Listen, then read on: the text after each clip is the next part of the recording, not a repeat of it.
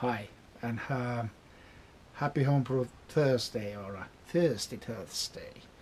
Wanted to make a really quick update on what's happening over at Pokka Brewery, what's plans for the near future, and talk a little bit about yeast, and especially in terms of possible infections, and when not to use the yeast, and when you are seeing unwanted fermentations. So everything started like a few weeks back when I was brewing stout.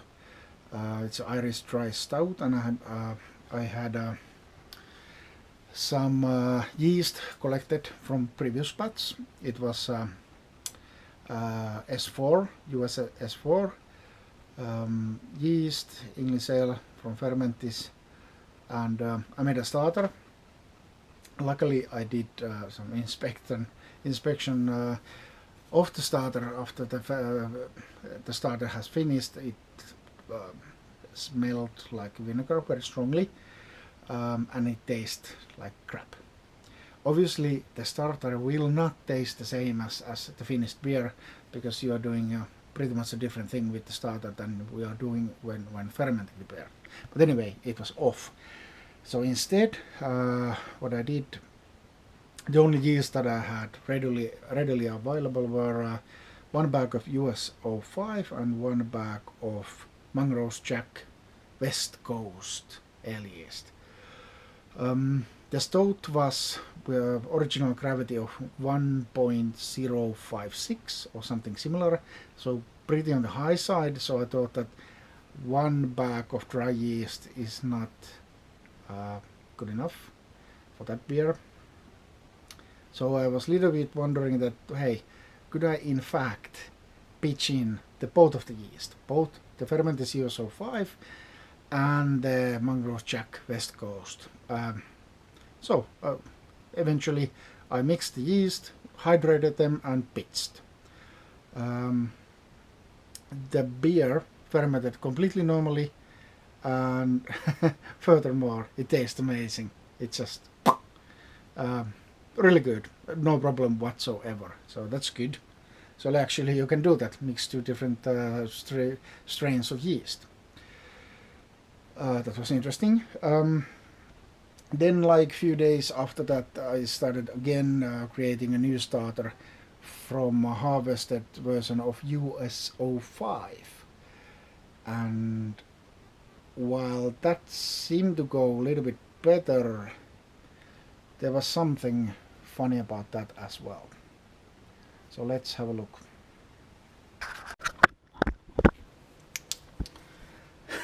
So we are at my fermentation fridge.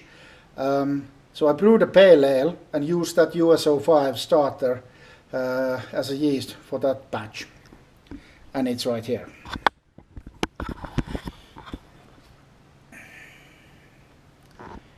So all in all, we don't have any more signs of vigorous fermentation, so there's no particle yeast or hop particles that much flying around. There's one floater, and it seems to be flocculating to the bottom. It has been now fermenting for like 7 days or so. But now this is what is not that usual. So the Krausen went all the way up here, and it's this kind of slimy, foamy. This is not something which I usually see. It's difficult to see more without opening the fermenter, and I'm not willing to do that. But I have the wild idea that it might be that it's infected with some wild yeast or something which has created this, let's say, abnormal fermentation. And when it was fermenting, it was like really vigorous. It was like almost, it looked like it was boiling. And little bit, when it was really vigorous, the Krausen was here, and it stayed there. But after a few days, suddenly, I can see from the scum here that it has gone all the way up here, but not like immediately, but after a few days or so. So that's, to my books, that's something that it doesn't usually do. And the Krausen, it's not this foamy, creamy stuff. So this is a little bit weird for me. And also, in fact, I use that same yeast, a little bit of it, to create a hard cider. And that I have fermenting currently in a smaller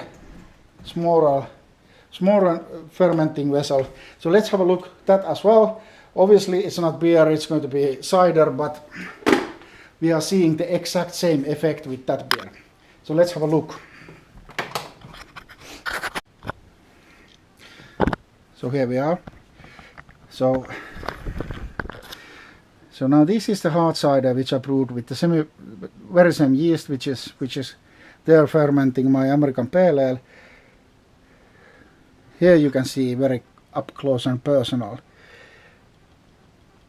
Is this, what do you think? Comment down below. Is this something that you are familiar to seeing when using Fermentis US-05? It does produce a Krausen. It's like a little bit like, let's say, beer foam, but this is something else. So in order to little bit diagnose and to see whether the beer is drinkable or not, I decided now to take gravity reading from the beer. The cider we'll leave that and let it be. It will be what it will be.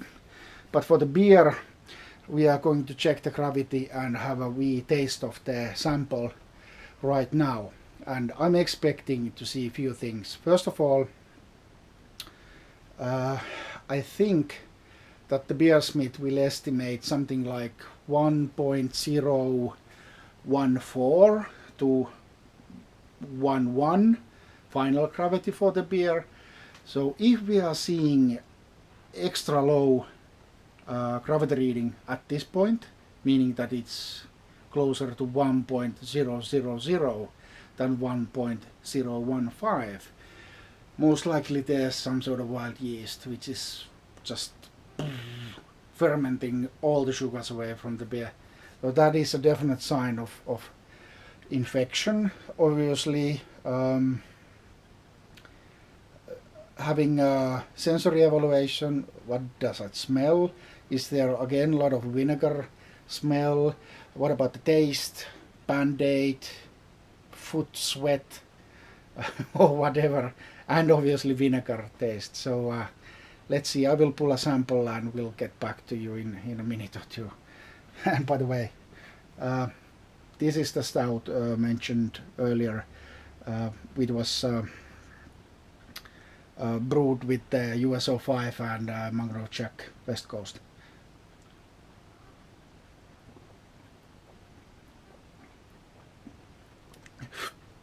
Oh, boom! Spot on after a hard day in the office. Ooh. Oh, just look at that. Yeah, look at really hard. It is absolutely delicious. Let's get that sample. Hi guys, now we have our sample. So I let it settle for a minute or two, the foam to get rid of the foam, and hopefully you can see that. But it is, so that's 22, 24, 26, 28. And I know that this is like 2 gravity points off, so it shows 2 gravity points too much. So 22, 24, 26, 28. So it's 1.026 or 5. So, and after 7 days of fermentation, that is quite high. I mean, the original gravity was 1.05 something. So expecting to have 5% beer or so.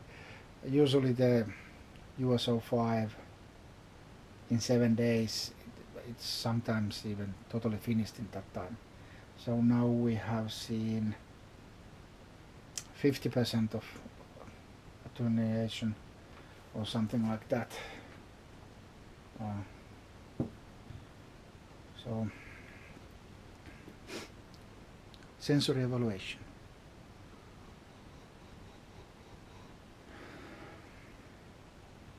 This American APA, American PLL, this has been hopped. The bittering has done with Magnum and the aroma with YET, which is the New Zealand hop. I can definitely smell the YET. So very fruity, no vinegar, definitely no foot sweat smell or ball sack sweat.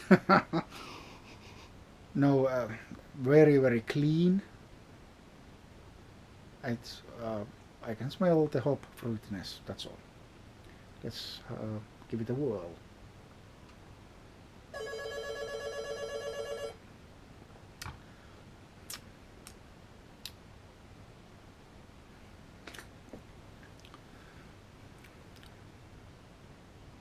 There's nothing wrong with the taste. It's absolutely fine.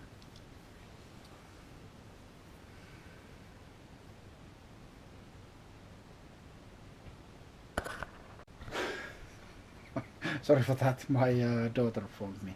Okay, so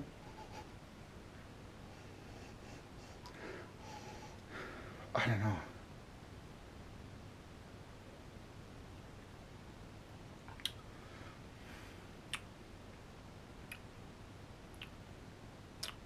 It doesn't, you know what, it doesn't even taste like sweet.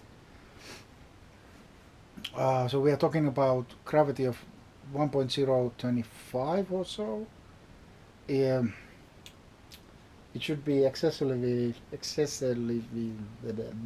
sweet. Sorry my English, I'm not a native English speaker. I guess you have that guessed already. But I don't know. So my judgment is that if it will continue fermenting, I think there's nothing wrong with the yeast. If it will continue fermenting. If it will get stuck there, then there's something. The beer was fermented in, was it like 18 degrees Celsius, ambient temperature. I don't measure from the side of the fermenter, but I measure the ambient temperature.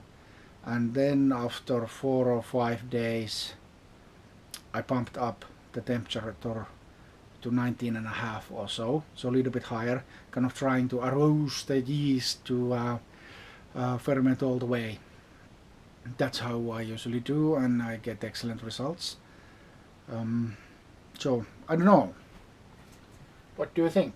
Is that normal?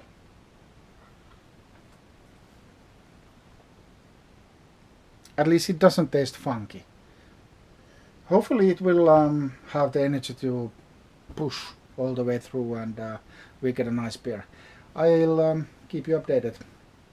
Other than that, some of you have seen from Facebook that I recently got this book, also called the Bible, and in fact I'm going to, during the weekend I'm going to brew Scottish ale, the 60 shilling ale, and I believe that's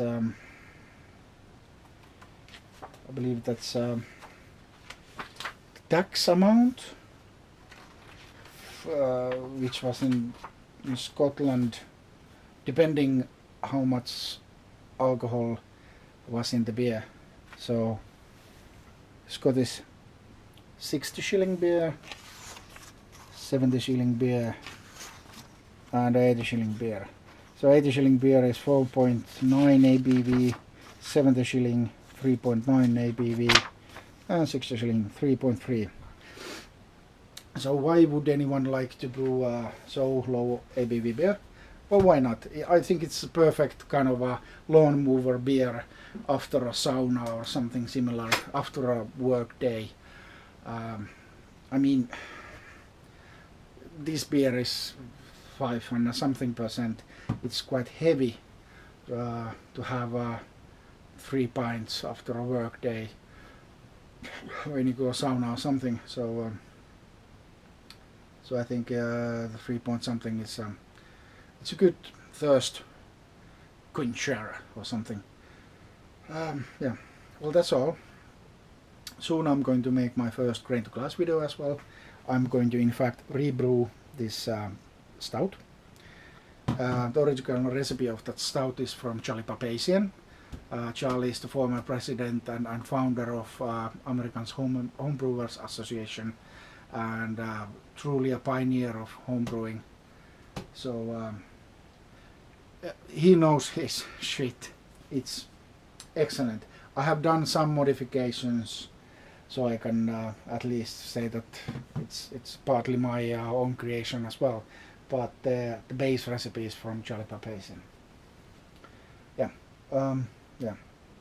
So I'll keep you posted what happens to this beer.